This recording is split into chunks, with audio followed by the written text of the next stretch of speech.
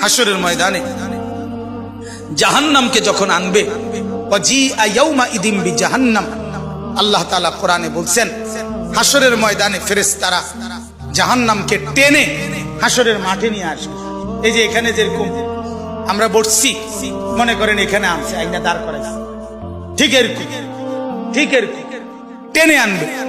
70,000 আগুনের শিকল দিয়া বেঁধে জাহান্নামকে আনা হবে। 70,000 আগুনের শিকল, এক একটা শিকলের মধ্যে 70,000 আংটা, ওই যে কড়া শিকল বানায় কি দিয়া, কড়া একটা একটা লাগাইয়া না, এক একটা শিকলে 70,000 কড়া, এক একটা কড়া 70,000 ফেরেশতা ধরবে। এবার কত কোটি আপনি গণেন, আমার সময় নাই। কোটি কোটি ফেরেশতা টেনে আনবে, আর জাহান্নাম তার একটা বিকট চিৎকার দিবে। এক চিৎকারে পুরা হাসরের ময়দানের সবাই চিৎকার দিয়া উঠবে, ইয়া রব্বি নাফসি নাফসি, আল্লাহ আমাকে মাফ করেন, আমাকে মাফ করেন।